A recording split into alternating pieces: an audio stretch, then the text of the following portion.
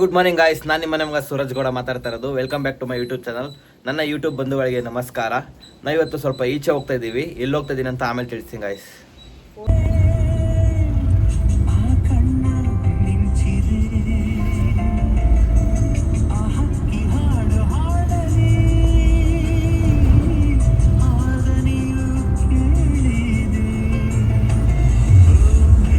ನಾವು ಹೋಗಿದೆ next ಸ್ಟುಡಿಯೋಗೆ.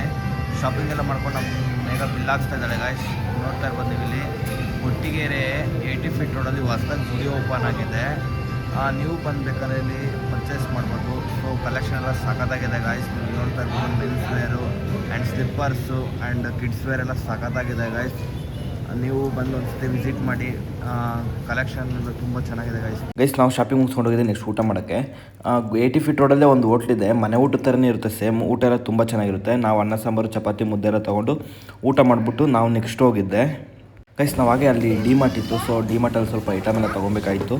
So ಅದರಿಂದ ಡಿಮಾರ್ಟ್ಗೆ ಹೋದ್ರಿ. ಡಿಮಾರ್ಟಲ್ಲಿ ಸ್ವಲ್ಪ ಐಟಮ್ ಎಲ್ಲ ತೊಗೊಂಡು ಮೇಲೆ ಫಸ್ಟ್ ಫ್ಲೋರ್ಗೆ ಹೋದ್ರಿ. ಫಸ್ಟ್ ಫ್ಲೋರಲ್ಲಿ ನಮಗೆ ಒಂದು ಸ್ಟ್ಯಾಂಡ್ ಬೇಕಾಗಿತ್ತು. ಆ ಸ್ಟ್ಯಾಂಡು ಲ್ಯಾಡರ್ ಸ್ಟ್ಯಾಂಡ್ ಸಿಗಲಿಲ್ಲ. ಸೊ ಡಿಮಾರ್ಟ್ ಎಲ್ಲ ಹುಡುಕಿದ್ರಿ. ಸೊ ಸಿಗಲಿಲ್ಲ ಅಂದ್ಬಿಟ್ಟು ವಾಪಸ್ ಬಂದ್ರಿ ಗಾಯ್ಸ್. ನಾವು ಹಾಗೆ ಡಿಮಾರ್ಟ್ ಮುಗಿಸ್ಕೊಂಡು ಮನೆಗೆ ಬರಬೇಕಾದ್ರೆ ಒಂದು ಗೋಬಿ ಶಾಪಲ್ಲಿ ಗೋಬಿ ತೊಗೊಂಬಂದ್ರಿ. ಚಾಟ್ಸ್ ಈವ್ನಿಂಗ್ ಟೈಮಲ್ಲೂ. ಸೊ ಹಾಗೆ ತಿನ್ನೋಣ ಅಂತ ಹೇಳ್ಬಿಟ್ಟು ಗೋಬಿ ತೊಗೊಂಬಂದ್ರಿ. ಗೋಬಿ ಮಾತ್ರ ತುಂಬ ಸಖತ್ತಾಗಿತ್ತು ಗೈಸ್. ನಾನು ಟೇಸ್ಟ್ ಮಾಡಿದೆ ನೋಡಿ. ಚಾರುವಿನೂ ತಿಂತಾ ಇದ್ದಾನೆ, ನಮ್ಮ ಅಮ್ಮಗೂ ತಿನ್ನಿಸ್ತಾ ಇದ್ದಾನೆ. ಟೇಸ್ಟ್ ಮಾತ್ರ ಕ್ರಿಸ್ಪಿಯಾಗಿ ಹೂಕೋಸಲ್ಲಿ ಮಾಡಿಕೊಟ್ಟಿದ್ರು. ಸೊ ಹೂಕೋಸಲ್ಲಿ ಮಾಡಿಕೊಟ್ಟಿರೋದು ನಂಗೆ ಸಖತ್ ಇಷ್ಟ. ಸೊ ಅದರಿಂದ ನಾನು ಟೇಸ್ಟ್ ಮಾಡಿದೆ ಗೈಸ್. ಗೋಬಿ ತಿಂತಾ ಇದ್ದೀನಿ. ಕ್ರಿಸ್ಪಿಯಾಗಿ ಸಖತ್ತಾಗಿದೆ guys.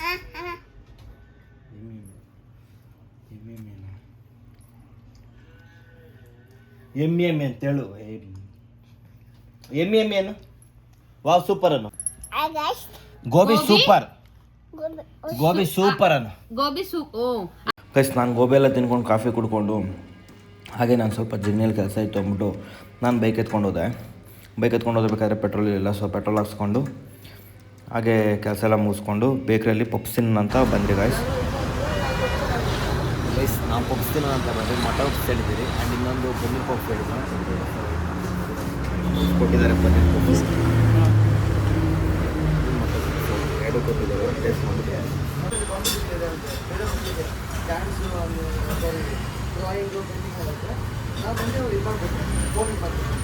Hi guys, today special egg rice ಮಾಡ್ತಾ ಇದ್ದೀನಿ. ನಾಟಿ ಸ್ಟೈಲಾಗಿ ಸ್ಪೈಸಿಯಾಗಿ ಮಾಡ್ತಾ ಇದ್ದೀನಿ ಗಾಯ್ಸ್. ಫಸ್ಟ್ಗೆ ಬಾಣಲೆಯಲ್ಲಿ ಆಯಿಲ್ ಹಾಕಿದ್ದೀನಿ. ಸೊ ಈಗ ಬಿಸಿ ಆಗಿದೆ. ಈರುಳ್ಳಿ ಮೆಣಸಿನಕಾಯಿ ಹಾಕ್ತಾ ಇದ್ದೀನಿ.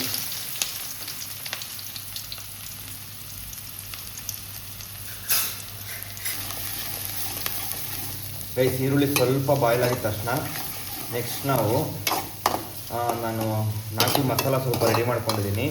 ಆ ನಾಟಿ ಮಸಾಲಾಗೆ ನೀವು ನೋಡ್ತಾ ಇರ್ಬೋದು ಗ್ರೈಂಡ್ ಮಾಡಿ ಇಟ್ಕೊಂಡಿದ್ದೀನಿ. ಕೊತ್ತಂಬರಿ, ಪುದೀನ, ಶುಂಠಿ, ಬೆಳ್ಳುಳ್ಳಿ, ಕೊತ್ತಂಬರಿ ಸೊಪ್ಪು ಹಾಕಿದ್ದೀನಿ. ನಾನೀಗ ಅದನ್ನೂ ಬಾಯ್ಲ್ ಮಾಡ್ಕೊತಾ ಇದ್ದೀನಿ ಗಾಯ್ಸ್. ಯಾಕಂದರೆ ಸ್ವಲ್ಪ ಹಸಿ ಮಸಾಲೆ ಹೋಗಬೇಕು. ಸೊ ಅದರಿಂದ ಜಾಸ್ತಿ ಇಲ್ಲ, 1-2 ಮಿನಿಟ್ಸ್ ಸ್ವಲ್ಪ ಗೈಸ್. ಈರುಳ್ಳಿ ಮಸಾಲೆ ಎರಡೂ ಮಿಕ್ಸ್ ಆಗಿದೆ. ಸೊ ಈಗ ಉಪ್ಪು ಹಿಡಿಬೇಕಲ್ಲ. ಸೊ ಅದರಿಂದ ರುಚಿಗೆ ತಕ್ಕಷ್ಟು ಉಪ್ಪು ಹಾಕ್ಕೊಬೇಕು. ರುಚಿಗೆ ತಕ್ಕಷ್ಟು ಉಪ್ಪು ಹಾಕ್ಕೊಂಡಿದ್ದಾನೆ ಸ್ವಲ್ಪ 1-2 ಮಿನಿಟ್ಸು ನೋಡಿ ಗಾಯ್ಸ್. ಘಮ ಅಂತ ಸ್ಮೆಲ್ ಬರ್ತಾ ಇದೆ. ನನಗೆ ನಾಟಿ ಸ್ಟೈಲಲ್ಲಿ ತುಂಬ ಇಷ್ಟ. ನಾನು ಎಗ್ ರೈಸ್ ಸಹ ಇವತ್ತು ನಾಟಿ ಸ್ಟೈಲಲ್ಲಿ ಮಾಡ್ತಾಯಿದ್ದೀನಿ. ನೀವು ನೋಡ್ತಾ ಇರ್ಬೋದು ಫ್ಲೇವರ್ ಅಂತೂ ಸಖತ್ತಾಗಿ ಸ್ಮೆಲ್ ಬರ್ತಾ ಇದೆ ಗಾಯ್ಸ್. ಬಾಯ್ಲ್ ಆಗಿದೆ. ನಾನು ನೆಕ್ಸ್ಟು ಎಗ್ ರೈಸ್ಗೆ 4 ಮೊಟ್ಟೆ ತೊಗೊಂಡಿದ್ದೀನಿ. 4 ಮೊಟ್ಟೆ ಹಾಕ್ತಾಯಿದ್ದೀನಿ ಗಾಯ್ಸ್.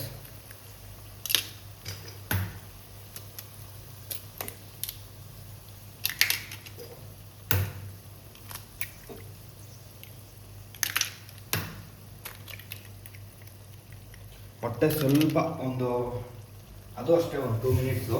ಜಾಸ್ತಿ ಬಾಯ್ಲ್ ಮಾಡ್ಕೊಬಾರ್ದು, ಯಾಕಂದರೆ ಆಮೇಲೆ ರೈಸಿಗೆ ಮಿಕ್ಸ್ ಆಗೋಲ್ಲ. ಸೊ ಅದರಿಂದ 2 ಮಿನಿಟ್ಸು ಸ್ವಲ್ಪ ಫ್ರೈ ಮಾಡ್ಕೊಳ್ತೀನಿ.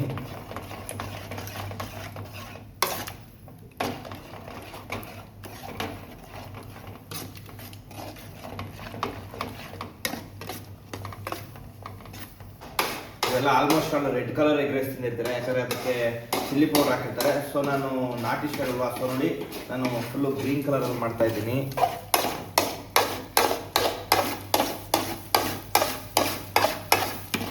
ನಾನು ಯಾವುದೇ ಕೆಮಿಕಲ್ಲು ಕಲರು ಏನೂ ಹಾಕಲ್ಲ ಗೈಸ್.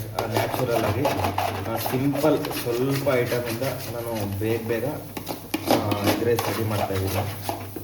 ನೀವು ನೋಡ್ತಾ ಇರ್ಬೋದು.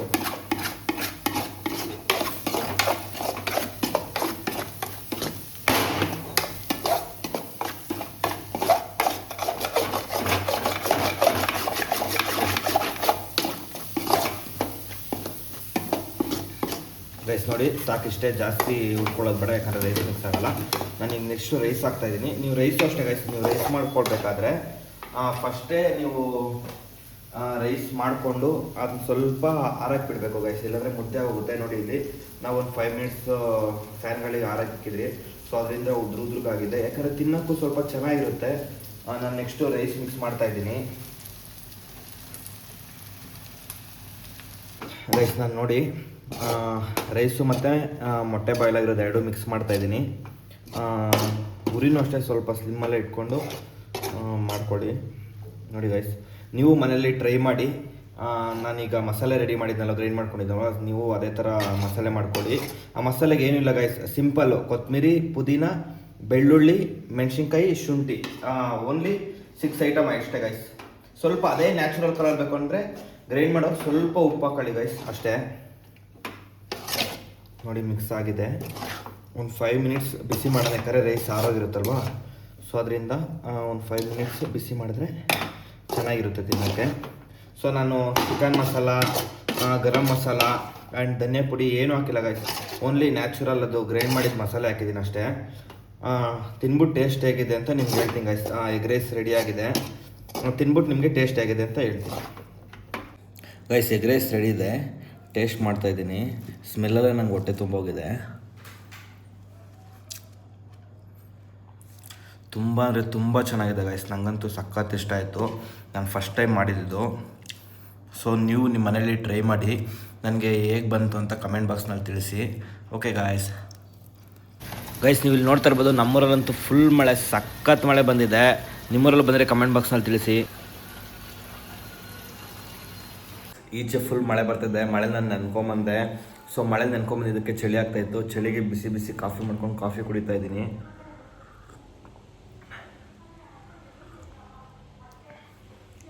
ಬಿಸಿ ಬಿಸಿ ಕಾಫಿ ಜೊತೆ ಈವ್ನಿಂಗ್ ಸ್ನ್ಯಾಕ್ಸ್ ತಿಂತಾಯಿದ್ದೀನಿ.